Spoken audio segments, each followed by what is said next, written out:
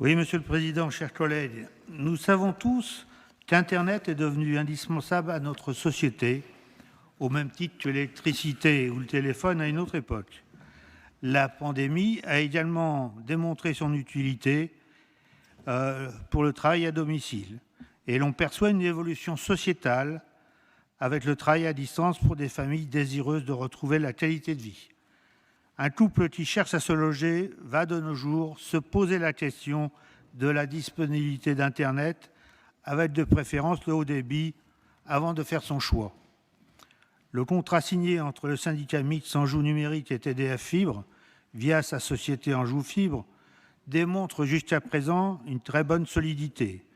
Si les débuts ont été un peu difficiles, le retard semble devoir être rattrapé, surtout pour les zones dites rouges, c'est-à-dire pour les zones avec un débit très faible ne permettant pas une utilisation courante.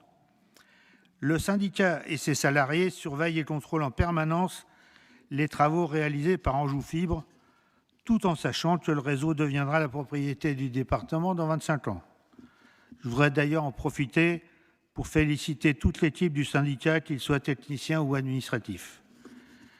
L'étape suivante sera d'apporter à nos concitoyens un minimum de formation pour ce que vous appelez la médiation numérique, pour que les habitants qui auront à leur disposition un réseau digne de ce nom puissent l'utiliser s'ils disposent du matériel adéquat dans les meilleures conditions. Le câblage de notre territoire a été décidé et découpé en zones distinctes, en d'autres lieux à un autre temps.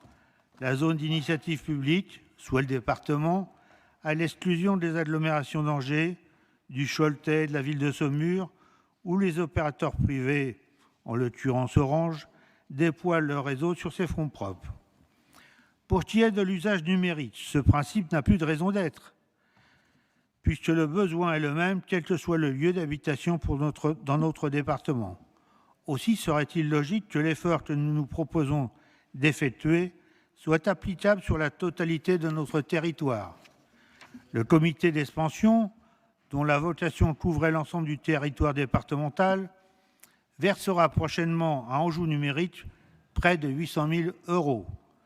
Nous souhaitons que cette ressource nouvelle soit utilisée au profit de chacun des habitants et non en fonction des zones territoriales.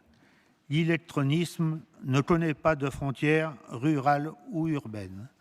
Merci.